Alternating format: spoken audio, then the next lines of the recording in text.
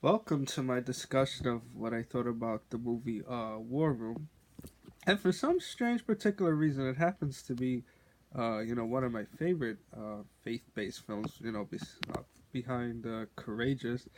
And like I've said before, like I said, faith movies can be something, very tricky, for me. And the reason why I say that, like I've said in past reviews, because sometimes I feel like they kind of like a little too preachy, you know, and I kind of feel like sometimes, for those, I guess, that are not, I guess, the biggest believers in faith, I guess, if that's the right way to say it, it kind of vilifies those, and I don't think, that's right, because, I would just say, there are those that believe more than others, but anyway, uh, the, the story about War Room deals with a married couple by the name of Elizabeth and Tony Jordan.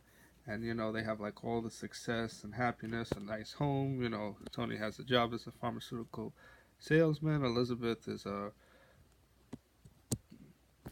real estate agent, sorry, and a 10-year-old daughter by the name of Danielle. But beneath, I guess, the veneer of so-called image and materialism, I guess, if that's the way to put it, they have a very like strained marriage. And Tony's like he doesn't really spend time with his daughter or have much interest in her double dutch activities, and he's even thought about cheating on his wife, which is rather unfortunate when people have a strained marriage. And rather than I guess trying to fix the problem, try to I guess talk about why is it, like, say they've been having marital issues, they end up doing things that can be undone, and then before that the damage is done. And then, of course, Elizabeth meets a client by the name of Miss Claire, who, many years earlier lost her veteran husband, Leo, who served in the army. And then, of course, Miss, Claire befriends Elizabeth, and Miss Claire tells Elizabeth about what she calls a war room. And, in the military sense, war room would be like a room where they, prepare for battle and strategy. But in this particular case, you know, a war room is basically like what Miss Clara would describe like I guess like a prayer room where, one uh, recollects and I guess prays to God.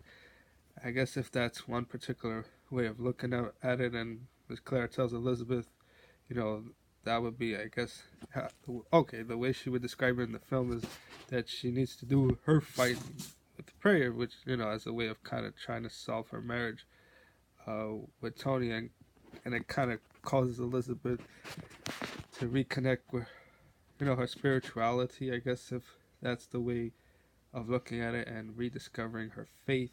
And along the way, of course, prove her, fix her marriage with Tony and things like that. So I will admit, while there were certain parts of the aspect, that were a little bit cheesy and over the top, you know.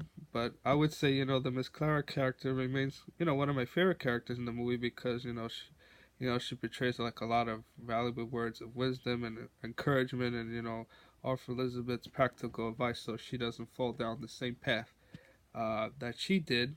And it's kind of funny. I kind of wish they would have done a prequel movie, to War Room to kind of like explore Miss Clara's origins, before the events of War Room, even though the film kind of touches, upon it and things like that. Or I kind of wish they would have kind of like done a sequel to War Room to either to continue the story with, you know, Miss Clara helping out a new person, or like Elizabeth helping someone else, or maybe both Miss Clara and Elizabeth helping someone who I guess kind of lost their, I guess, their spirituality or faith along the way, and helping them rediscover it. But like I said, it's a very touching movie, and the reason why that I say that, because you know, it's like I would I think of it. It's like a journey of rediscovering yourself. It's like a journey of like finding like inner strength in yourself that you didn't think you had, and that's my review and critique of what I think about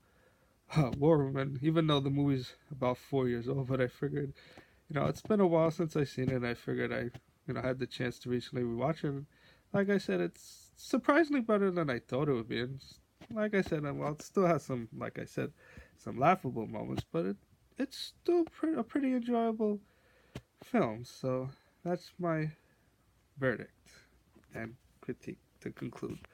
Okay, everyone. Thanks again.